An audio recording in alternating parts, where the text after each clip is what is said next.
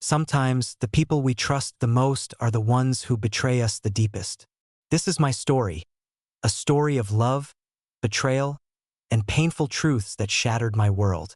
If you've ever questioned loyalty or faced heartbreak, you're not alone.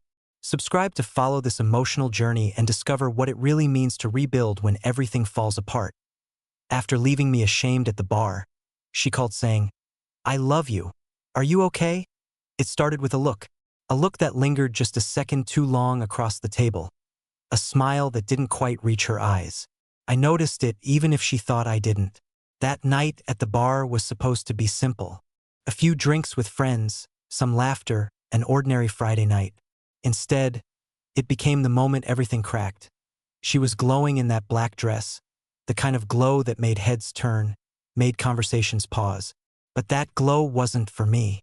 Not anymore. She moved through the room like she owned it, laughing a little too loud, leaning a little too close, her smile a little too sharp. And I watched it all, sitting there like a ghost in my own life that I tried to be part of it. Tried to laugh at the right moments, join in the conversations, but it was like I wasn't even there. Every time I spoke, she cut me off. Every joke I made fell flat. And then there was the phone, face down on the table, buzzing every few minutes. She'd glance at it and smile. One of those private, secret smiles I hadn't seen in a long time. She didn't pick it up, just let it buzz, savoring whatever was on the other end. "Who keeps texting you?" I asked, keeping my tone casual. She didn't even look at me. "Work stuff. At this hour?" She gave me a cold glance, eyes sharp. "Deadlines don't stop for happy hour, you know?" And just like that, I was dismissed. She went back to her friends, to her laughter, to that phone that wouldn't stop buzzing. And I sat there, pretending it didn't hurt. But it did. Later, she stood up and raised her glass, calling for a toast. Everyone quieted, waiting for one of her witty remarks, something clever. Instead, she smiled wide, sharp, cruel. "To my husband," she said, her voice light but cutting. "The man who puts up with more than anyone should. Cheers to patience." There was a beat of silence, a pause where I felt every eye on me, some filled with confusion, others with pity. And then laughter, forced and awkward, broke the tension. I forced a smile, lifting my glass, pretending I wasn't burning inside.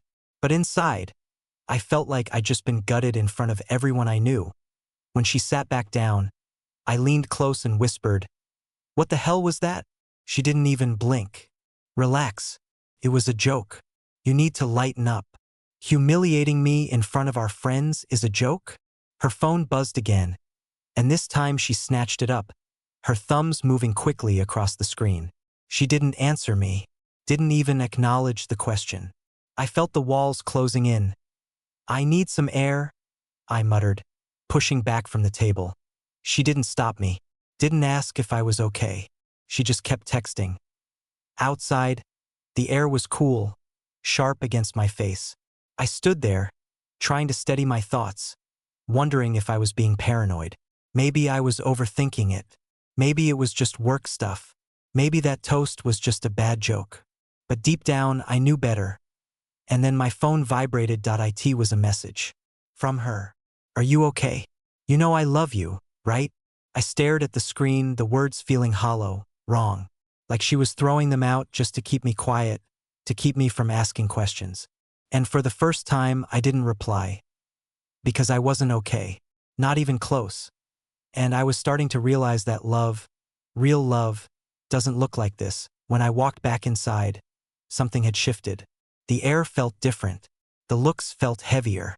Like I had walked into a room where everyone knew a secret but me. She was sitting there, her phone gone, laughing with her best friend. That friend kept glancing at me, a look in her eyes I couldn't place. Amusement? Pity? Maybe both. Jason, one of the guys, waved me over. "You look like you've seen a ghost, man. Grab another drink." I forced a smile and shook my head. I didn't want another drink. I wanted answers. I wanted to shake off this feeling that had been gnawing at me for weeks. I watched her. Watched how her friend slid the phone back across the table. how her fingers lingered on it before she turned it face down again. Watched how her lips twitched into a small, secretive smile. And I couldn't take it anymore that I walked over, leaned in close and said, "We're leaving. Now." She looked up, her expression blank. "We just got here. Don't be such a buzzkill." Her friend chuckled. "Come on, let her have some fun. She's been working so hard lately." That pushed me over the edge. "Emily, let's go. Or I will." She rolled her eyes, tossing her napkin onto the table. "Fine, if it's that important to you." We walked out in silence, her heels clicking sharply against the pavement. The kind of silence that feels heavier than any words. When we got to the car, I couldn't hold it in any longer. "What the hell is going on?" I asked, my voice low but tight. She crossed her arms, staring out the window. "What are you talking about? Don't play dumb. The toast, the texts, the way you've been acting for weeks. What's going on?" She turned to me then, her eyes sharp. "God, you're so paranoid. Not everything is about you, you know?" I gripped the steering wheel until my knuckles went white. "Then what is it about? Because it sure as hell feels like you're hiding something." She didn't answer. She didn't have to. When we got home, she went straight to the bathroom and locked the door. I stood there in the living room, staring at her purse, lying on the couch like it didn't matter that I don't know what came over me. I wasn't thinking. I just knew I couldn't take this not knowing anymore that I opened it. Her phone wasn't there, of course. She'd taken it with her. But her work tablet was. And it was unlocked. I hesitated. My conscience screamed at me to stop, but that little voice, the one that whispered, "You already know the truth, just confirm it," was louder. So I opened it. Emails, messages, work mostly, until I saw the app. One I didn't recognize. I opened it. And everything inside me shattered. The first message was simple, direct. "Last night was amazing. Can't stop thinking about you." Her reply, "Me too. Same time next week." I stared at the words, the tablet trembling in my hands, my heart hammering in my chest. And when I heard the bathroom door unlock, I didn't even flinch. She walked out, drying her hands, and froze when she saw me. "What the hell are you doing?" she snapped. I stood, holding the tablet, the messages glaring back at her. "This?" I said. "What is this?" Her eyes flickered, just for a second, but it was enough. She stood there for a moment, frozen, her eyes darting from me to the tablet in my hands. I could see it, the calculations, the excuses forming, the lies ready to spill. But she didn't say anything. Not yet. She crossed her arms, that mask of indifference sliding back into place like it always did. "Are you seriously going through my stuff now? God, you're pathetic. Don't you dare turn this on me." I wanted to shout it, wanted to tear through the wall of her cold deflection. But I didn't. I kept my voice steady, cold, controlled. "How long?" I asked. Just 2 words, but they hung heavy in the air. Her lips pressed into a thin line. She didn't answer, just stared at me with that same blank expression. And that silence, that refusal to acknowledge what I already knew, was worse than any confession. "How long?" I asked again, my voice sharper, cutting through the tension. She sighed, that infuriating, dismissive sigh, as if this was nothing more than an inconvenience. "Does it matter?" she said finally, her tone flat. The words hit harder than I expected. Does it matter? Of course it mattered. It mattered because every day I spent thinking I was building a life with her had been a lie.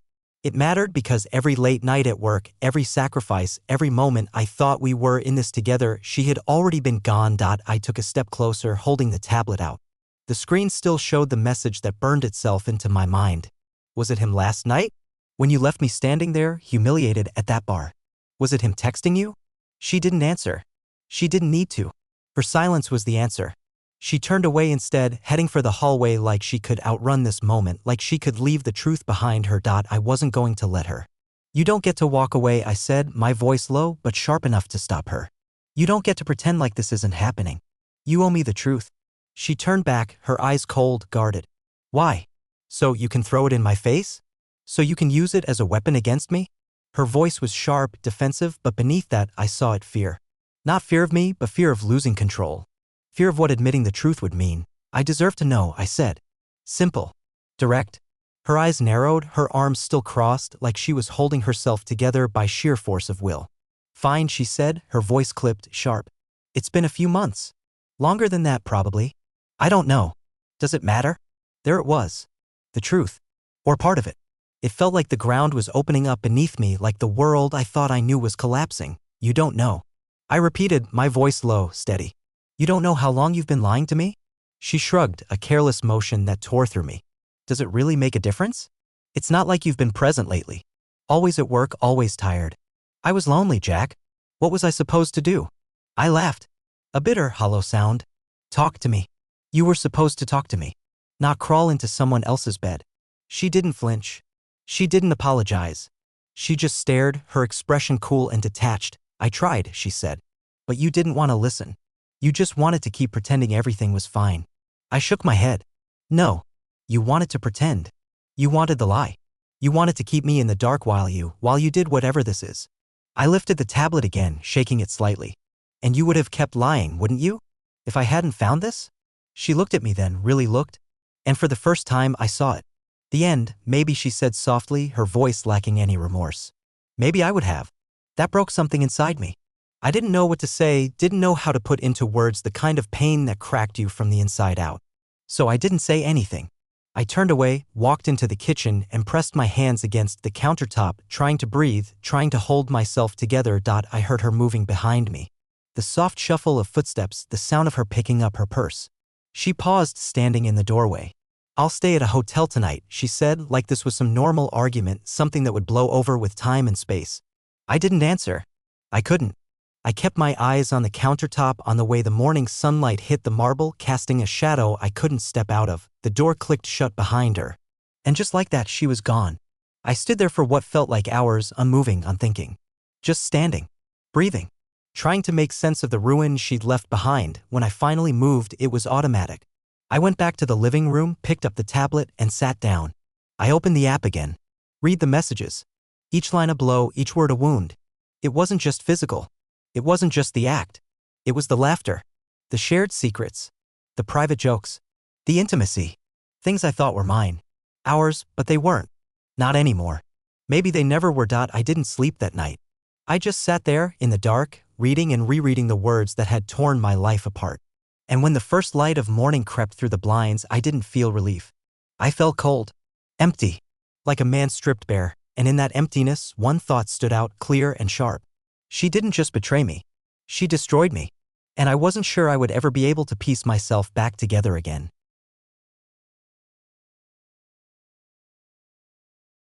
Morning brought no comfort. The house was too quiet, filled with the kind of silence that pressed heavy on the chest, suffocating and dense. Her perfume still lingered in the air, taunting me with a memory I didn't want. I sat at the edge of the couch, the tablet still lying on the coffee table like some kind of relic from a world that had just ended. My eyes burned from a night without sleep, but I couldn't close them. Not when every time I did, I saw her face. Her indifference. Her smile that no longer belonged to me. I wanted to scream. I wanted to break something, anything. But I didn't. I sat there, quiet, numb, until my phone buzzed on the armrest beside me. The name on the screen made my chest tighten. Jason. My friend. One of the few constants in my life. I didn't want to answer. Didn't want to face questions I wasn't ready to answer. But I couldn't avoid it forever. Hey, I said, my voice rough. Dude, he said, his tone cautious. You okay? I wanted to lie. Wanted to say I was fine, that everything was under control. But there was no control anymore. No, I said simply. There was a pause, long and heavy. I kind of figured, Jason said softly. After last night, after that toast? What the hell was that about? I closed my eyes, feeling the ache behind them grow sharper. I don't know. I think I'm just finding out. Want to talk about it? His voice was careful, like he was afraid of pushing too hard. I shook my head, even though he couldn't see it. Not yet. Not until I understand it myself. All right, man, he said. But I'm here. You know that, right? I managed a faint, humorless smile. Yeah. Thanks. I hung up before he could say anything else. I wasn't ready for sympathy. Not when I still felt like I was drowning. The day dragged. Every corner of the house felt like it belonged to her, like I was living inside a ghost of what used to be my life. Her coffee mug still sat on the counter. Her jacket was draped over the armchair. All the little things that made a home. Now they were just reminders of betrayal. I knew I couldn't sit there forever, drowning in my own misery. So I got up. I cleaned. I scrubbed dishes that were already spotless. I folded laundry I didn't need to fold. I vacuumed floors that didn't need vacuuming. It wasn't about the mess. It was about the control. About doing something, anything that made me feel like I wasn't completely powerless, but it didn't help. Not really. The ache stayed. The questions stayed. And so did the anger. By evening I was pacing. The walls felt like they were closing in. Every second in that house was another second trapped in a memory I didn't want. So I grabbed my keys and left. No destination in mind. Just away. I drove for what felt like hours, the city lights blurring past the windshield. I didn't even realize where I was going until I pulled into the parking lot of a bar. Not the bar from the night before. God, I couldn't bear the thought of going back there, but somewhere quieter, dimmer. A place where I could disappear. The place was half empty. Low lighting, muted conversations. It was the kind of place where people came to be alone, even in a crowd. I sat at the far corner of the bar and ordered a whiskey. It burned on the way down, but I welcomed the pain. It was something real. Something honest. I didn't look at my phone. Didn't want to see her name. Didn't want to see anything that would pull me back into the mess of my life. I just sat there, nursing my drink, watching the way the amber liquid caught the dim light, and then, without even thinking, I pulled out my phone and opened her social media. I don't know why. Maybe I wanted proof. Maybe I wanted to catch her in another lie. Maybe I just wanted to feel something. Anything, but there was nothing. No cryptic posts. No hints. Nothing that showed the chaos she'd left behind. But that didn't mean she wasn't out there, already crafting the perfect story for herself. And then I thought of him. The man on the other side of those texts. The man who had slipped into my life, my marriage, and stolen everything. I searched his name. It didn't take long. His profile was public. Pictures of him at conferences, at bars, laughing with friends. And then I saw a photo.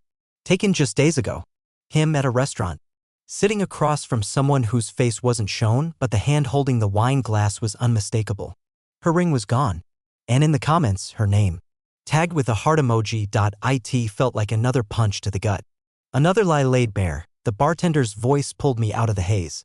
Rough night, he asked, his tone casual but kind. I looked up, managed a weak smile. You could say that. He nodded, sliding another drink toward me. This one's on the house. I nodded my thanks but didn't say more. I didn't want to explain. Didn't want to pour my pain out to a stranger. But he lingered, wiping down the bar, waiting. And maybe I needed to say it out loud. Just once, my wife cheated on me, I said quietly. The words felt foreign in my mouth, like speaking them made them real. The bartender winced. Yeah, that's rough. She didn't even deny it, I added, staring into the glass. She made it my fault. Said I was the one who pushed her to it. He shook his head, leaning on the bar. People like that, they don't want to take responsibility. Easier to make it someone else's fault. I didn't respond. Just took another sip, letting the burn settle in my chest. Don't let her drag you down, he added, his voice softer. You let her take everything, she wins twice. I nodded but didn't answer. His words echoed long after I left. I drove home slowly, my mind spinning. Her laughter, her smile, that text. The lie that wasn't even meant to be hidden. She'd already moved on. She wasn't sitting in some dark room, haunted by guilt. She was laughing over wine with him. Planning the next meeting. When I got home, I didn't turn on the lights. I sat in the dark, the hum of the fridge the only sound. I thought about what the bartender said. About not letting her win. But it already felt like she had. She'd destroyed me. She'd walked away. And she wasn't even looking back, and for the first time I realized what hurt most wasn't that she cheated. It was that she didn't care.